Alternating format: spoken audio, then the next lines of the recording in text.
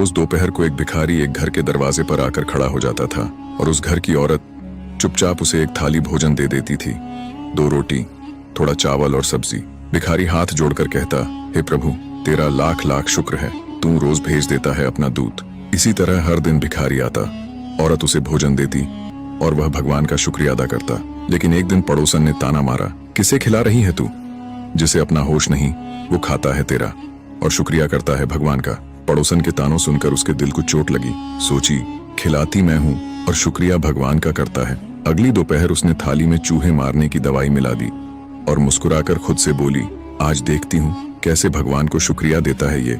लेकिन जैसे ही उसने रसोई से बाहर निकली भिखारी को भोजन देने के लिए, तभी भीतर से कोई आवाज आई, जो दूसरों का पेट भरता है, कभी तेरा भी पेट उसी से भरा होता है। उसका दिल कांप उठा। उसने थाली का भोजन डस्टबिन में डाल दी, फिर से रसोई में जाकर ताजा खाना बनाया और भिखारी को दिया।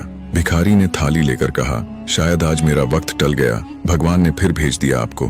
भिखारी ने भोजन लिया और वहीं पर एक पेड़ की छांव में बैठकर खाने लगा। उसी समय उस औरत की बच्ची स्कूल से रोती हुई आ रही थी। उसे बहुत तेज भूख लगी थी। उसने भिखारी को खाते देखकर उसके पास चली गई। भिखारी ने खाना खिलाया और बच्ची मुस्कुराते घर चली गई और उसने अपनी माँ से सारी बात बताई। औरत बच्ची की बातें सुनकर शॉक हो गई। उस रात उसको नींद नहीं आई। पूरी रात सोचती रही, अगर वही जहरीला भोजन मेरी बच्ची खा लेती तो क्या होता।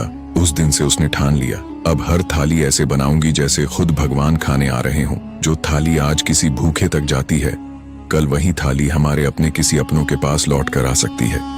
इसीलिए कभी किसी की भूख को हल्के में मत लो, वहां भगवान खुद भूखा बैठा हो सकता है। हर रोज दोपहर को एक भिखारी